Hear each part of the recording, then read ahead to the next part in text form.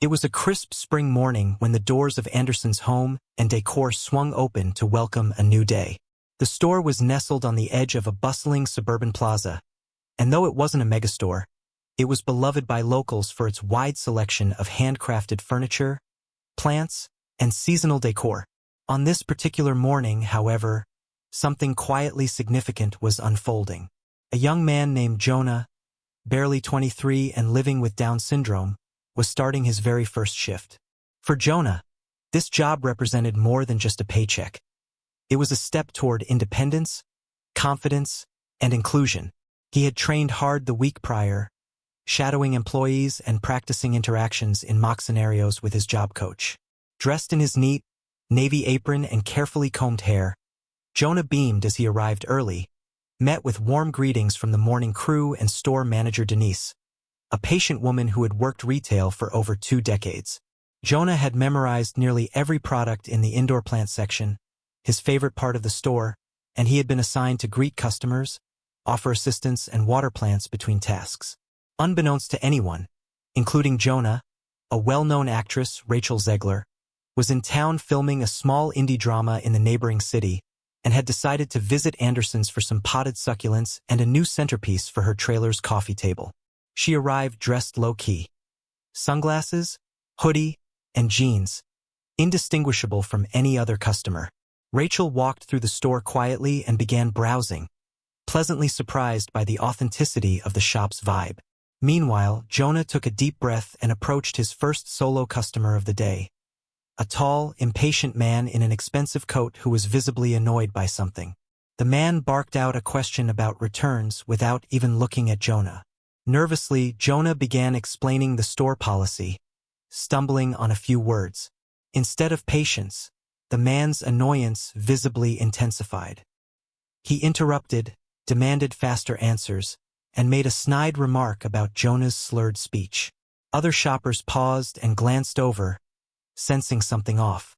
Rachel, just a few feet away flipping through scented candles, subtly removed her sunglasses and turned her gaze to the escalating exchange. The man leaned closer to Jonah, now berating him for being slow, and asking if they really let people like you work here. His voice was sharp enough to silence the register area. Jonah's smile faltered, and his eyes dropped to the floor. He froze, overwhelmed and unsure how to respond. Rachel's expression hardened. She knew cruelty when she saw it, and she had zero tolerance for bullying, especially toward someone trying their best.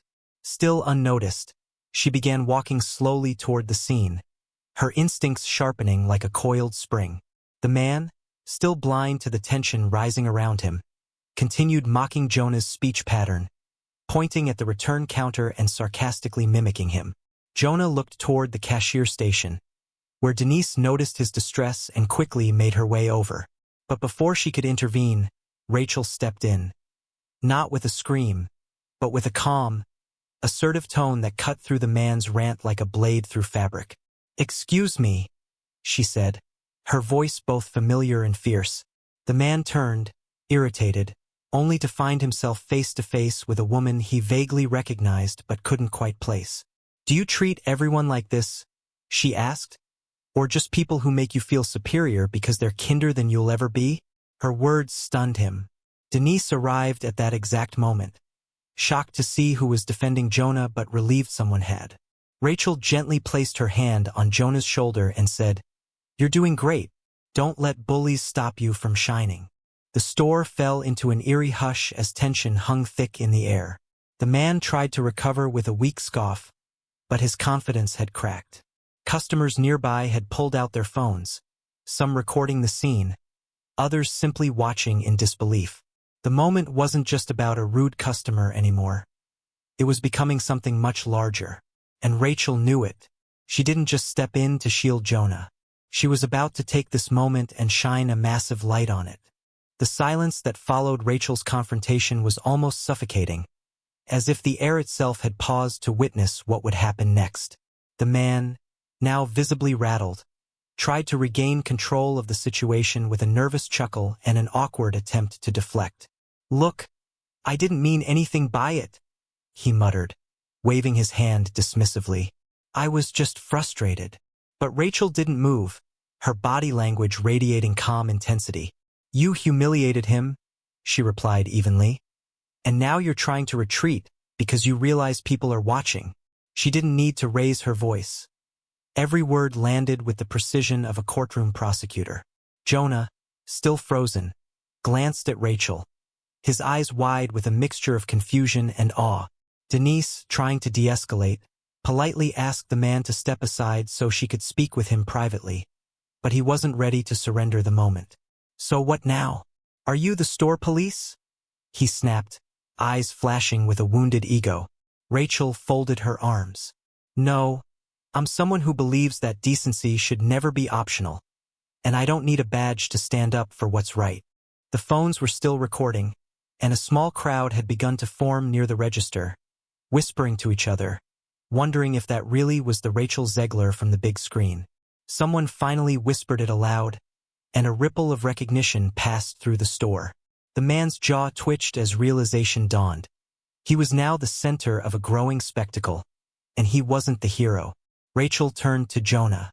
"Let's take a walk, okay?" she said softly. Jonah nodded, grateful, and followed her away from the scene as Denise stayed behind to deal with the man. As they walked through the cozy aisles, Rachel asked him gentle questions. How long he'd been working, what he liked most about the job, if he had any pets. Her voice was warm, her interest genuine, and within minutes, Jonah had begun to relax, his smile slowly returning. Meanwhile, Denise firmly told the man he needed to leave the premises immediately. He protested at first, invoking the classic freedom of speech line, but Denise stood her ground. "Freedom of speech doesn't include the freedom to harass my staff," she said, and pointed to the door. To his shock, another employee stepped forward and offered to escort him out. The man, embarrassed and defeated, looked around at the disapproving faces and finally exited without another word. Outside, a customer who had recorded everything handed her phone to a teen and asked them to upload the video to social media. "People need to see this," she said, and within minutes, the clip began spreading online like wildfire. Inside, Rachel returned to the counter with Jonah, who had resumed helping a new customer. This time, a kind elderly woman who offered him a warm compliment for his help with lifting a potted orchid. Rachel watched quietly, her presence now less of a shield and more of a silent cheerleader. She knew the moment was bigger than her fame. It was about showing that kindness still had defenders. Denise joined them and gently pulled Rachel aside to thank her for stepping in. Rachel simply nodded. "No one should ever feel small for being who they are," she said. Denise agreed, telling her this wasn't the first time Jonah had faced subtle bias, but it was by far the worst incident. Rachel asked if she could speak to the store's owner directly, and Denise dialed him on the spot. A few minutes later, Rachel was on the phone with Mr. Anderson himself, who had built the store from scratch but had never been involved in such a public scandal.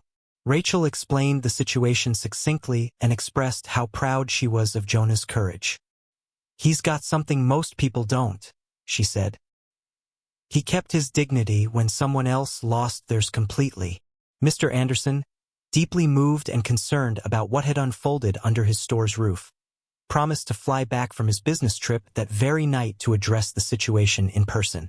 As the day wore on, Rachel stayed longer than she'd planned, helping Jonah with customer interactions and even purchasing a collection of indoor succulents and a hand-woven rug. More customers came in, some who had seen the viral video already and wanted to show support. A few brought flowers for Jonah. Others asked to meet him, take pictures, shake his hand. The story had turned. It was no longer about cruelty. It was about resilience, decency, and the power of standing up. And at the heart of it, Jonah stood tall, no longer just the new hire with a disability, but the symbol of strength, heart, and quiet triumph in the face of ignorance. By the time the late afternoon sun began spilling golden light across the storefront windows of Anderson's home and Decor, the video had traveled far beyond the quiet town's borders. It started slowly, first shared by a teenage customer on TikTok, then reposted to Twitter with the caption, "This actress just shut down a bully who mocked a disabled employee. Heroic." Within an hour, the clip had been stitched, retweeted, and reposted across every major social platform. Hashtags like hashtag Rachel Zegler Hero, hashtag Respect for Jonah, and hashtag Kindness Matters started trending nationally. The footage, just under 90 seconds, captured Rachel's poised yet powerful confrontation, Jonah's vulnerable reaction, and the stunned faces of onlookers. It wasn't just a celebrity moment, it was a rare human one. News outlets were quick to latch onto the story, and soon Jonah's name was appearing in headlines alongside Rachel's. West Side Story star defends disabled worker from verbal abuse, read the front page of an entertainment blog. Local journalists were already at the store by evening, interviewing Denise, employees, and customers who had witnessed the event. Andersons had never been on television before. Now it was the backdrop for something that felt like a cultural reckoning. Jonah, unaware of the growing digital firestorm, had gone home after his shift and was enjoying dinner with his parents when the doorbell rang. It was Denise, who had stopped by to let him know just how much attention the story was getting. She brought with her a stack of printed comments and posts, all praising Jonah's courage and thanking him for his example. His parents were speechless, proud tears welling up as they realized the impact their son had made in just one day. Meanwhile, Rachel had returned to her hotel but stayed glued to her phone, responding to DMs and tweets with thoughtful replies and refusing interviews, insisting that the spotlight remain on Jonah. She didn't want a PR moment. She wanted real change. That night, she called her agent and asked for help in connecting with national disability advocacy organizations. She wasn't just going to let the moment fade. She wanted to know how to amplify it into something lasting. By morning, the clip had hit over 5 million views, and the story was picked up by national news networks. Good Morning America ran a segment, and Jonah's name was spoken with reverence and admiration by hosts in suits behind glossy desks. Mr. Anderson, true to his word, had taken a red-eye flight and was back in the store by 9 a.m. He called an all-staff meeting, during which he apologized to Jonah for what had happened, praised him for his bravery, and then did something completely unexpected. He offered Jonah a new position. Community ambassador for Andersons, responsible for welcoming guests, training new staff on inclusive customer service, and representing the store in future local events. Jonah blinked in disbelief, overwhelmed but smiling so brightly that it lit up the room. Rachel, who had returned to the store quietly that morning, clapped the loudest. After the meeting, Mr. Anderson held a press conference outside the shop, standing beside Jonah and Rachel. He announced that the company would begin implementing an internal anti-discrimination training program and pledged donations to 2 local nonprofits supporting people with intellectual and developmental disabilities. It was a moment that struck a chord with the country, not because of a polished speech or viral stunt, but because it came from a place of genuine humility and responsibility. People around the nation began sharing their own stories in the comment sections, some about being mistreated at work, others about the power of allyship and what it meant to have someone like Rachel step in when it mattered. Schools reached out asking if they could use the video for classroom discussions on empathy and social behavior. Advocacy groups started inviting Jonah to speak at events. Overnight, he had become a symbol of something far greater than a single act of discrimination. He became the embodiment of how the world should respond. For every share, like, and comment, there was a ripple effect, challenging viewers to reflect on their own behavior and whether they had ever stood silent while someone was being belittled. Jonah's story was no longer just his. It had become a shared mirror held up to society, one that demanded a response. And as the video continued to circulate, its momentum only grew stronger. Jonah wasn't just a young man with Down syndrome working in a home decor store anymore. He was now, in the eyes of many, a quiet revolutionary whose dignity had awakened a nation's conscience. As the internet lauded Jonah's courage and Rachel's quick intervention, a darker undercurrent began to bubble beneath the surface. It started with a few anonymous comments on less moderated platforms, snide remarks questioning whether the video had been staged for publicity, others accusing Rachel of virtue signaling, and even more targeting Jonah in cowardly, dehumanizing ways. What had felt like a universal moment of clarity and kindness was now being challenged by the relentless underbelly of online trolls. Within 24 hours, a far-right influencer had uploaded a video dismissing the confrontation as celebrity drama bait. accusing Rachel of exploiting a young man's disability to stay relevant. The influencer's video racked up hundreds of thousands of views, spreading cynicism and breeding conspiracy theories that Jonah wasn't even an employee, but an actor. The idea was absurd, yet it took hold. Hashtags like #StagedByZegler and #FakeWoke began circulating. At Anderson's home and Decor, the staff quickly noticed a shift. While many customers still came in to express support, a few began arriving with their phones already recording, trying to bait employees into gotcha moments. Some made vague threats. Others loudly mocked Jonah's speech or filmed themselves pretending to trip over his directions. Denise doubled security presence and spoke with Jonah and his parents about the situation, offering time off if things became overwhelming. Jonah, shaken but resolved, insisted he would keep working. "I like helping people," he told her simply. "I don't want them to win." Rachel, too, came under siege. Her social media feeds flooded with hate mail and false narratives. Paparazzi began staking out her hotel and shouting invasive questions about whether the scene had been scripted. Despite it all, she remained calm, using her platform to highlight the importance of dignity and kindness. In one viral Instagram post, she wrote, "When you stand up for someone vulnerable, expect the world to push back. But do it anyway. Do it again. And then again." That message caught the attention of other celebrities, and soon, several prominent actors and musicians began voicing their support. Some even reposted the original video with captions like, "This is what courage looks like," and "More of this, please."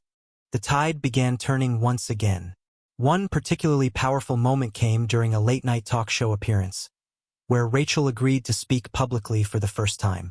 Sitting under studio lights with a live audience, she explained the moment in her own words, not as a performance, but as a person moved by instinct. "He was kind," she said of Jonah.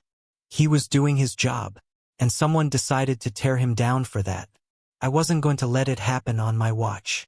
The clip from the interview went viral again, reinforcing the original message.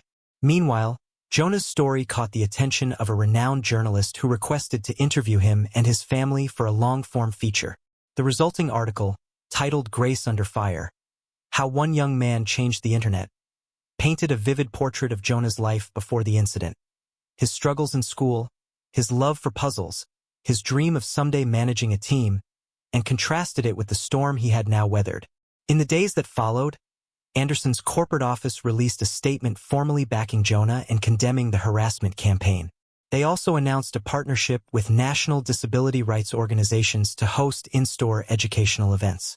Rachel's agent secured her a seat on an upcoming panel at the Global Diversity in Media Summit, where she pledged to use her influence to push for more inclusive storytelling in Hollywood. Jonah, meanwhile, was invited to give a short speech at a youth leadership forum hosted by the mayor. He stood nervously at the podium, his speech handwritten in big, block letters, and told a story not of hatred, but of hope. "Some people are mean," he said simply, "but most people are good, and the good people are louder now." Those words struck a chord across generations. It wasn't just about fighting back. It was about the kind of world people wanted to build moving forward. And as the attacks slowly began to die down, drowned out by waves of support and solidarity, one truth remained unshaken. Jonah had never needed to shout to be heard. His quiet dignity had said everything. Just when the whirlwind seemed to be slowing and the dust was beginning to settle around the viral storm, something happened that no one expected. Not Jonah, not Rachel, not even the seasoned store manager Denise. It was a quiet Thursday afternoon when a black SUV pulled up to the curb outside Anderson's home and Decor. The tinted windows rolled down just slightly as a man in a dark gray suit stepped out, followed by a younger woman with a notepad in hand. At first, employees assumed it was another news crew or advocacy group representative, but the driver discreetly flashed credentials that made even Denise blink in surprise. The man was a representative from the governor's office. Word had spread far beyond state borders, and now state leaders were taking notice of the powerful cultural moment that had originated from a small retail store. They weren't there for a press opportunity or damage control. They had come to meet Jonah. Inside the store, Jonah was restocking the flower seed packets near the gardening wall when Denise gently pulled him aside, her eyes glistening. "There's someone here who wants to meet you," she said, and guided him to the front. The man shook Jonah's hand with genuine warmth and explained that the governor had personally requested a meeting, inspired by his bravery and the grace with which he handled both cruelty and fame. Jonah looked confused at first, then humbled. Rachel, who happened to be visiting again that day, smiled proudly from a distance. The man invited Jonah to a private event at the state capitol the following week, a diversity and inclusion roundtable where Jonah would be honored for exemplifying courage, compassion, and quiet leadership. But that wasn't the only surprise that day. As the meeting wrapped up, a woman who had been waiting patiently near the entrance walked in slowly, clutching a small box wrapped in navy blue ribbon. Her hair was silver, her movements deliberate, and her eyes wet with the kind of tears born of long-buried shame. She was the mother of the man who had humiliated Jonah on that first day. She introduced herself quietly, barely above a whisper, and asked to speak with Jonah. Denise hesitated at first, but Jonah, sensing something fragile in the woman's demeanor, nodded gently. The two of them stepped aside near the potted lavender display, and the store seemed to dim around them. The woman took a deep breath and began to apologize, not just for her son's behavior, but for the failure in their home that allowed such hatred to grow unchecked. "He wasn't raised that way," she said shakily, "but somewhere we failed to teach him kindness. And I'm so sorry you were on the receiving end of that." Jonah listened silently, his hands folded in front of him. When she finished, he smiled softly and said, "I forgive you. People can learn." She handed him the box. Inside was a delicate, handmade wooden bird figurine, carved by her late husband who had been a carpenter. He used to say birds reminded him that there's always a way to fly again after a fall, she whispered. Jonah held the figure close and thanked her with sincerity that left her weeping quietly into her palms. Rachel stepped forward, placed a hand on the woman's back, and said, "What you did today took strength. Thank you." The emotional ripple of that exchange spread through the store. For the employees watching, for the customers passing through, it was a reminder that stories of injustice don't have to end in division. Sometimes they lead to reckoning, redemption, and bridges rebuilt. That evening, Denise closed the store early and gathered the team for an impromptu dinner in the staff break room, ordering pizzas and playing light music as everyone sat in a circle, decompressing from what had become an unforgettable week. Jonah was at the center of it all, laughing, opening cards from strangers, and receiving a signed letter from the governor thanking him for showing the state what real character looked like. When asked what he would say if given the microphone at the state capitol next week, Jonah grinned and replied, "Maybe I'll just smile. That says enough." Everyone chuckled, but there was a reverence behind the laughter. This wasn't just about a young man with Down syndrome anymore. It was about the rare collision of courage, cruelty, and compassion, about how a single, spontaneous act of kindness from someone like Rachel could unravel hate and give rise to something luminous. The little store on the edge of town had become a temple of empathy, and at the heart of it was a boy who reminded the world how powerful gentleness could be when the world seemed harsh. And as the staff laughed late into the night, Jonah carefully placed the wooden bird on a shelf above his locker, a quiet tribute to forgiveness, and a symbol that he, too, would always find a way to rise. Months passed, but the story never really faded. Instead, it evolved, growing beyond the boundaries of a single video, a single store, or even a single state. What began as a confrontation in a quiet aisle of Anderson's home and Decor had matured into a national conversation about compassion, disability inclusion, and the ripple effects of standing up when it counts. Jonah's face, once known only to his family and co-workers, became a symbol etched into the hearts of thousands. Schools used his story to teach empathy, corporations invited him to speak at inclusion workshops, and advocacy groups rallied around the momentum he inspired. Anderson saw a 42% increase in nationwide sales over the next quarter, but more importantly, it became a case study in workplace dignity. Their internal diversity training program was replicated by other regional stores, and Mr. Anderson himself was invited to Washington, D.C., to participate in a congressional roundtable on inclusive hiring practices. Jonah never sought the spotlight, yet somehow he thrived in it. Never performative, always genuine. He continued showing up to work each morning with the same bright energy and gentle humility, helping customers pick out ceramic vases or guiding elderly shoppers to the register with a soft, "You're doing great today." Even after all the fame, he never asked for special treatment. One morning, he arrived early and found the break room wall freshly painted. On it, a local artist had created a mural, Jonah standing proudly in his apron, surrounded by flowers, birds, and the words, "Kindness is contagious." Jonah taught us that. Employees paused in front of it daily, touched by its truth. Rachel visited often, sometimes with bags of pastries or new books she thought Jonah might like. They'd sit together on the bench outside the store before it opened, talking about everything and nothing. Movies, music, weather, dreams. Despite the industry whirlwind she lived in, she always made time for him. Their bond had transcended the inciting incident. They were friends in the truest, simplest sense. When she was asked during a major awards interview who had inspired her the most that year, she didn't name a director or a co-star.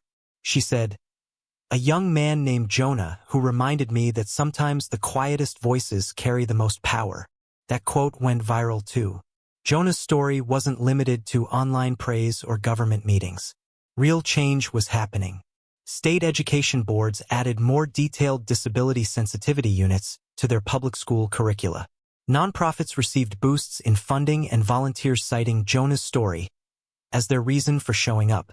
One small town in Oregon launched a yearly Jonah Day in their local school district, encouraging students to complete acts of kindness in his honor. And yet, Jonah remained unfazed by the growing mythology around him. One afternoon, a group of college students entered the store wearing matching shirts that read, "Be like Jonah," and asked for a photo. He smiled wide, but when they asked what advice he had for the world, he just said, "Say nice things. Be good. Don't yell." That simplicity struck them like lightning, truth delivered without fluff, and somehow more profound because of it. Denise, watching from behind the counter, felt something shift inside her that day. The job she'd worked for years had always been about selling items. Now it was about creating space for people to be seen, heard, and treated with respect. As for the man who'd started it all with his cruelty, his name never resurfaced in any meaningful way. He was not invited back, not remembered, not honored. Instead, it was the ripple Jonah created that lived on. Through murals, speeches, policy changes, and countless quiet moments where someone, somewhere, decided to speak up when they saw something wrong. A few months later, Rachel and Jonah stood together again, this time at a university ceremony where he received an honorary community leadership award. She presented it to him with pride, tears in her eyes as she handed him the plaque. The audience gave a standing ovation, but Jonah didn't give a speech. He just walked to the microphone and said, "Thank you for being kind to me." It was all he needed to say. The applause that followed wasn't just for the words, but for what they meant, for what he represented, for how much he had changed without trying to, simply by staying exactly who he was. And as the curtain fell on that moment, the story didn't end.